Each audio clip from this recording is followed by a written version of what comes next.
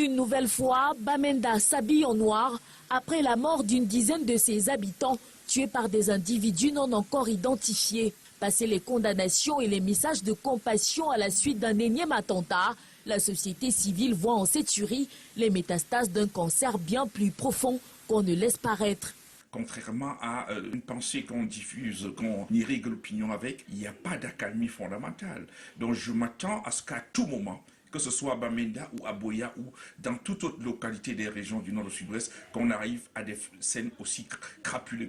Les défenseurs des droits de l'homme évoquent une accalmie de façade, un état des lieux qui cache en réalité des zones de non-contrôle véritable par l'armée. Les lundis et mardis, par exemple, on rappelle à l'armée camerounaise, vous n'avez pas le contrôle parce que nous, on dit qu'on ferme ici. Ça n'est pas en renforçant l'effectif non militaire qu'on va résoudre le problème, parce que la question est dans la société anglophone, qui elle-même n'a pas encore dit de manière définitive non à la guerre. Il convoque la responsabilité de l'État, garant de la protection des citoyens, mais qui pourtant semble ne pas prendre la pleine mesure de la situation, mais également tourne le dos aux multiples recommandations issues de la plateforme d'organismes coalisés pour le Nord-Ouest et le Sud-Ouest, qui fait des propositions destinées à arrêter cette valse sanglante.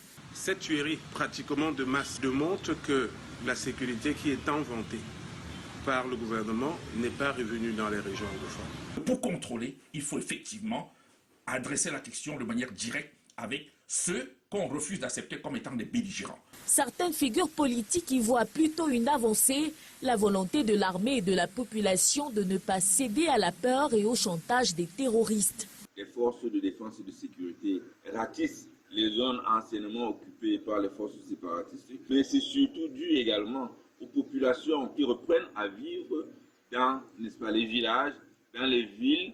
En tout cas, les experts citent le dialogue inclusif comme principal, voire seul rempart contre l'escalade des violences, la dissuasion et la répression selon eux ayant montré